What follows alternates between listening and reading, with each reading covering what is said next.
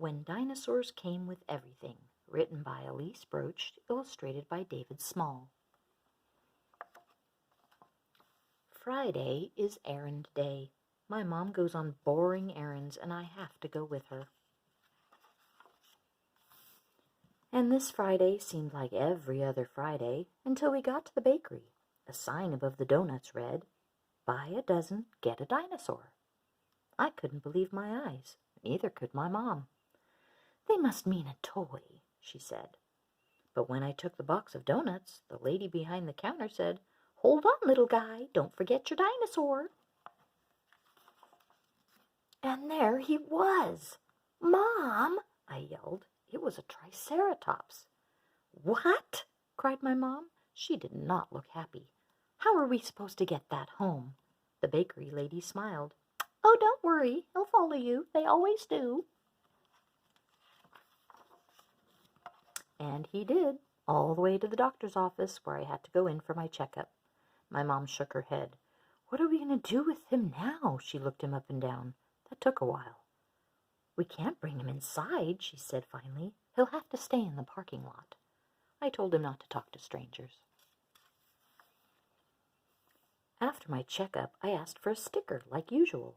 "No stickers today," said the nurse. "Just dinosaurs. With a shot, you get 2. "I want a shot," I said. The nurse smiled. "Not today, buddy, but you can pick up your dinosaur at the front desk." "Mom!"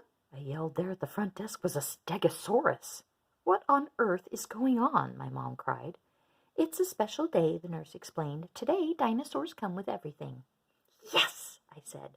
"No," my mom groaned. We walked down the street, and my Triceratops and my Stegosaurus walked behind us. Thud, thud, thud. They made friends right away. Across the street, other kids had dinosaurs too. I saw an ankylosaur, a duckbill, and a velociraptor. We all waved at each other. Our mothers glared and kept on walking. "I think we'd better go home right now," my mom said. "But what about my haircut? The barber's waiting for me." My mom looked at the dinosaurs, then she looked at my bangs.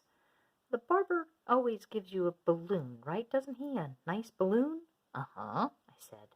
I didn't want a balloon. I wanted a hadrosaur. At the barber shop, I gave my Triceratops and my Stegosaurus donuts for a snack. They waited outside and watched through the glass. The barber pumped the chair up high. He cut my hair too short, but I didn't mind because then he patted my head and said, "Wait right here, sport." He was gone for a long time. My mom tapped her foot. "I don't like this," she said. "Where exactly do they keep the balloons?"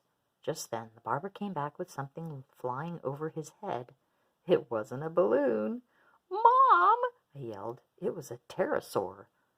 "This is too much," my mom protested. "Now listen," she said to the barber. "I think a balloon will do just fine today. Don't you have any balloons?" "Sorry, lady, no balloons. You get one of these instead." It was like that everywhere we went. At the shoe store, the sign read, "Buy 2 pair, get a dinosaur free." My mom decided my shoes could last a little longer.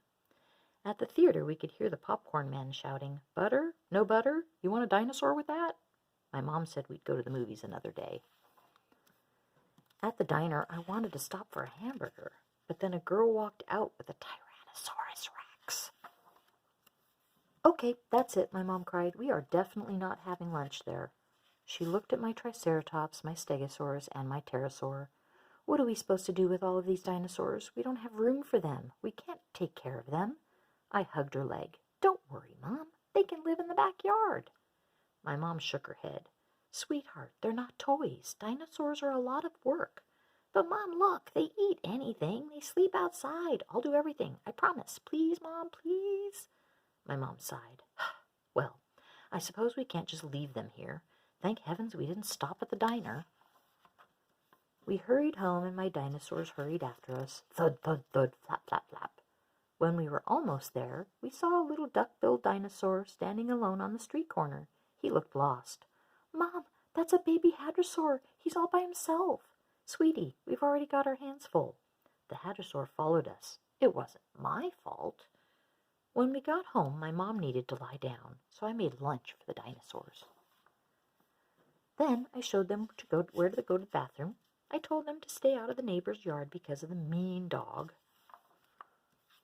And I showed them my slide, my tire swing, and all the toys in the garage. They seemed to be having fun, but they really went wild when I took out my frisbee.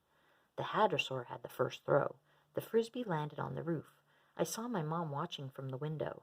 "Is everything all right out there?" she asked. "Everything's fine, Mom. We can get it down." And my pterosaur flew up, plucked the frisbee out of the gutter. My mom kept watching. She looked at him for a long time. The next thing I knew, she had him cleaning the gutters. Then she came out to the backyard with a pile of wet clothes. These spikes come in handy, don't they?" she said. Pretty soon my mom had chores for all of my dinosaurs. But I knew they didn't mind. It just meant they were part of the family. When we were finished helping, my mom said I could invite some friends over. It was a bring-your-own-dinosaur party. And guess what happened next? I heard my mom on the phone to the bakery. She asked, "Do you have any donuts left?" And that's when I knew everything would be just